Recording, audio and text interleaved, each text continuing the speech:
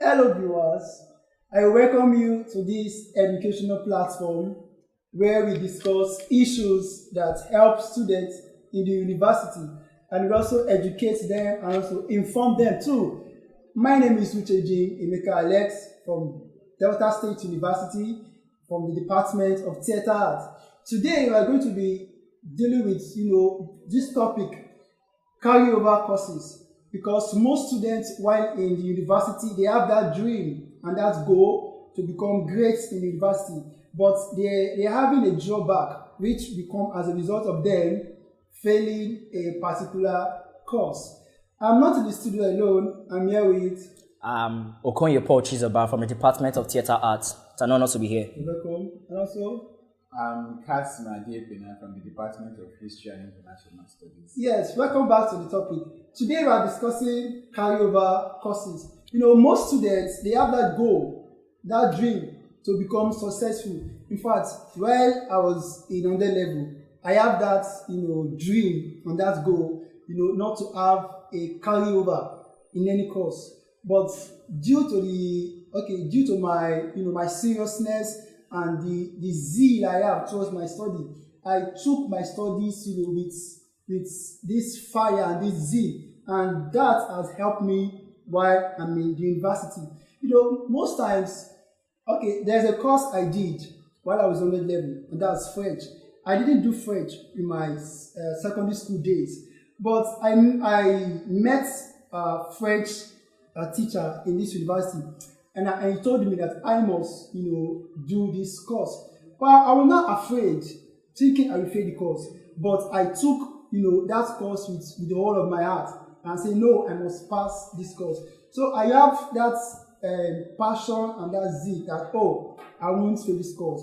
So that was the reason why I didn't, fail the course. Back to our topic, remember, is carryover courses, how to avoid, having carryover. Now, I would just like my guests, to tell us their view on how to pass the carryover courses. You, Paul, let's hear from you. Okay, thank you for having me on the show. Now, carryover courses. Now, we have many students in this school that has carryover per se. But what are the courses of this carryover? I wish I'd like to think, what are the courses, what are the actual courses of this carryover? Now, we have a number of factors to consider, but there is a minor one we don't usually look at, which is the choice of course. Now, if we can go back when we're in SS1, SS2, SS3, during our SS3 days, like my time, we're excited. We're like, this is SS3. I want to go to the university. That. That's it to go to the university. And most of us we've not actually sat down to this is what I want to do. This is how my future is going to be. Because you want to go to the university, I want to go to the university. And then I obtained the form for JAM. After writing JAM and doing this and that, because of one thing led to another, in the university, I'll be given a course I don't want. Which is and if you want to study philosophy per se, and you end up studying fine arts, you can't cope because that's not your environment. That's not what, and you have difficulty. You have difficulty trying to survive in that kind of environment. Now, that is a major factor that causes carryover. Another one is attendance. Attendance, as stupid as it sounds, but it goes a long way. Most of us in the university will be we have this fatigue for going to classes, true of us. We have this fatigue of going to class. We're that class and the lecturer is boring and this and that. My friend will help me with my names. We all do it at one point of our life. We've done it. But you are always coming to class. Yes. And there's a lecturer who always sees you in class. Believe me or not, whether you do well in your exam or not, the fact that your lecturer know you, he know your name, even though you have 44, which is close to F or even F, even though you have 44, when your lecturer okay, this is Kasmi, He's always in class. That will trigger him to like, let me just pass him. Let me just pass him. Are we together? We are together. I'm having your point. So let us hear from Casimer's own view towards avoiding carryover courses. I think as Paul mentioned earlier, he hinted on attendance being a pivotal factor to avoid getting a carryover. And this is very important because different lecturers have different marking schemes and different things they expect students to write during an exam. And it is important that when students attend these classes, when they take their attendance serious, they will be able to figure out some of these key points that the lecturers usually say only during their lectures. So only when students attend classes, that is when they will find out how a lecturer expects them to answer questions in an exam hall. While it's possible to actually stay back at home and miss out all the lectures, you would be able to still pass your exam if you read, but your chances are very slim. And these chances are now tilting towards getting a carryover. So I think students taking their attendance very important and seriously, and also taking the group assignments or individual ones serious, which culminates into the CA, which is known as the cumulative average that is added to the exam score to make up the entire score for an exam. So I think these 2 points are very important in avoiding a carryover. I know a guy, he's a friend of mine. He is currently now a final year student. He's a final year student. He has been returning back to write one particular course again and again. So I had this opportunity to converse with him, and I asked him, how far it is up? Why be say they repeat this course, particular course? I told him, he said, I dey work. So the work made him not to have full concentration on his studies. So as a student there, you are listening to us, to avoid having a carryover in any particular course, you must be, how will I put it now? You must have that zeal, that seriousness. Just like what Paul said. He said when he was in secondary school, he has that zeal towards attending classes, right? Yeah. But when he got to the university, they gave him the wrong course, the course he did not go for. You understand? So in order to pass that course, he must develop that zeal for that course, like it or leave it, to avoid carryover, whether it's mathematics, whether it's English or whatsoever. Me now, I was craving, for law. Right when I was writing my, my O-level results, O-level exam rather, I was craving, for law. Along the line, the misfortune happened, and I was being given admission to study theatre at university. Along the line, I could have drawn back, I could have, turned back my other decision. But my parents asked me, say, Emeka, are you enjoying this course or do you want to switch? I said, mommy, no worry, I enjoy the course. Why? Because along the line, I developed that zeal for that course. You understand? Whether you are a mathematics student or any course you are reading, no course is hard per se, you understand? But it depends on the level of seriousness one put towards that course. So on my own case, the reason why I love my department now is because I enjoy everything that is happening there.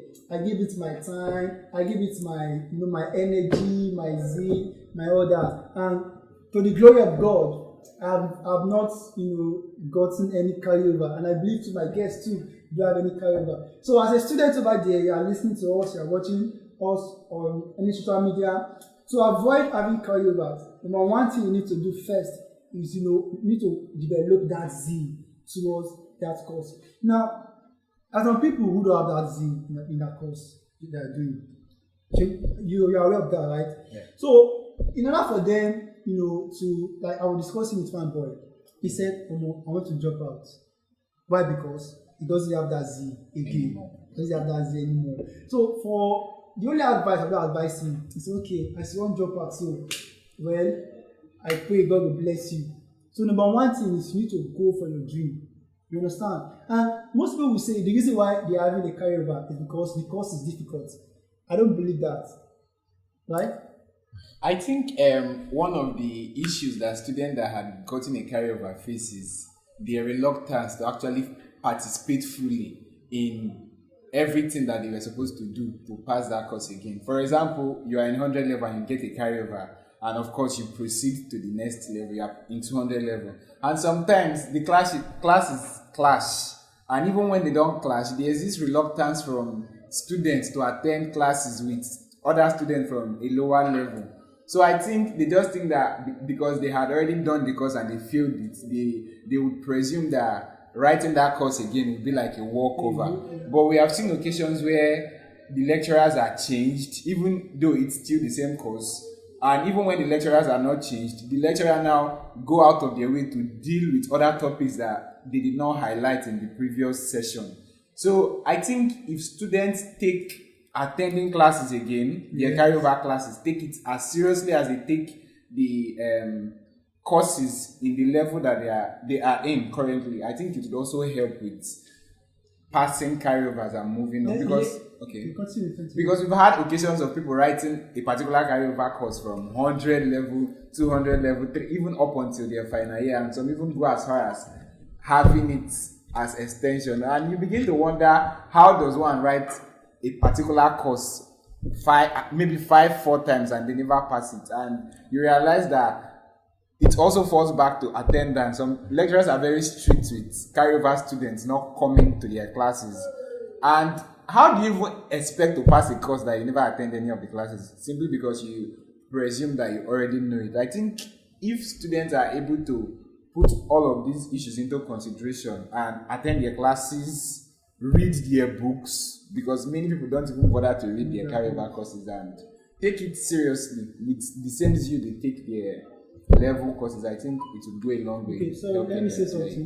Let me say something here. Okay. No matter the course you are being given, to study in the university, I want all students, to see that course, as a normal course or as an easy course. Like for instance, if you call, a stone, if you see a stone now and you call it a lion, to you it will be a lion, right? Yeah. Yes. So if you see, if you see this bottle now, and you say, oh, from henceforth I'll be calling this bottle a cutlass. So you to be a cutlass. So no matter how hard that particular course may be, look at it from the point of view that, oh, this course is simple. Motivate yourself, encourage yourself. Don't allow people's opinion to demoralize you. Some will say, that man course is very hard, is that you cannot pass the course and this, that. And if you assimilate all what they are telling you, you will be demoralized. In fact, to read that course, you say, why would I read this course? Why would I study? I beg, this course is too hard. What you are saying is actually true, but just to add to what you said, now let's be realistic. Okay. Let's all be realistic. Okay, this course is hard, and you're like, yes, I'll pass it. Now, there's something my mom always used to tell me while I was growing up. Now, she taught me about 5 P's. That is, proper preparation prevents poor performances. Now, when you have a very difficult course, and you are also optimistic, I'm not trying to be pessimistic per se, and you're like, I will pass this course. There's some level of seriousness you need to invest in that course. Like, you have a course like, okay, let me make an example. We had a course in 200 level, 202. That's like one of the most intense courses I've ever seen in my life.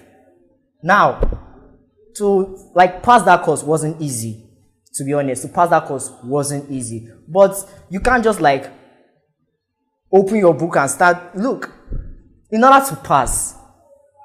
for you to pass, there are some extents you need to go beyond your usual reading.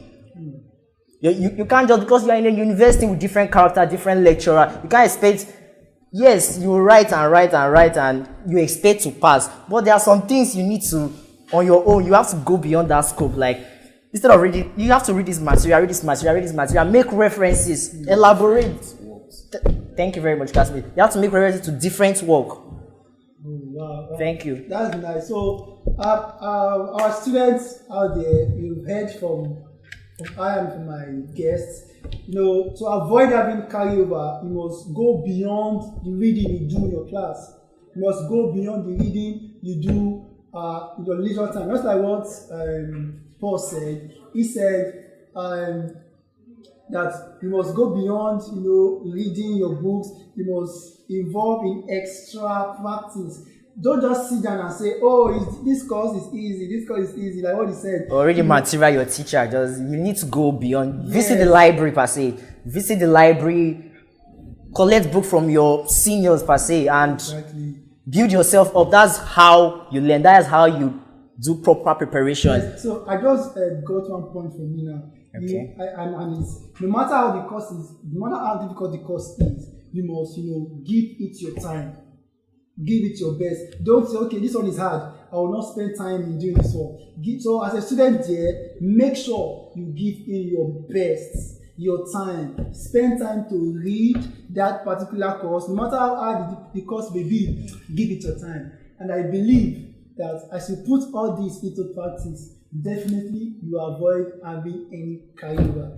I think my guests have any contribution or any subtraction concerning this topic. Kasime, do you have any contribution to conclude? I think finally, to avoid carryovers, just as we've already mentioned, you have to have that zeal. And I think we started off with talking about choices of courses that when they don't give you a course that you did not want to study, that you will not have that zeal. I think that's a very wrong premise to start, because if we go back to statistics, majority of students in Nigerian universities are not given the courses they applied for. But there's this saying that anything that is worth doing is worth doing well. So if you peg your lack of preparation or your terrible results in the university to the very fact that you're not given the course you want or the courses you initially wanted, I think it's almost tantamount to also saying that you should not be studying that course. So I've seen occasions where students were given courses that they did not want, and they declined the admission and tried again and eventually got what they wanted. If you go out of your way to accept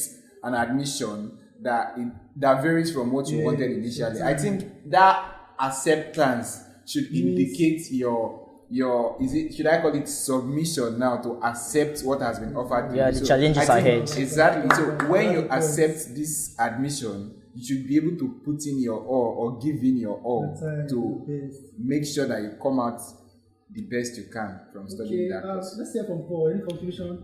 He has said it all. Just to wrap it up, as a student, Delta State University, for you to avoid carryover courses, the 5 P's I said about, if you can put it into practice, I'm pretty sure, and I'm so sure that definitely carryover won't be a thing you experience. Thank you very much for having me. You said avoid carryover courses. Avoid having carryover in the course, not avoid carryover. Okay. Because carryover is the course. Sorry for that, the correction. No problem. Okay, my viewers over here, I believe you've learned a lot today. And please make sure you follow us on our social media, Students Talk Show on Instagram, and on Facebook, Students Talk Show. Also on TikTok too, you can follow us, Students Talk Show. Also, please subscribe to our YouTube channel. And we have come to the end of today's show. Please drop your question at the comment section, and we hope to see you next time. My guests, I welcome you all. Thank you. Have a nice day. Thank you very much.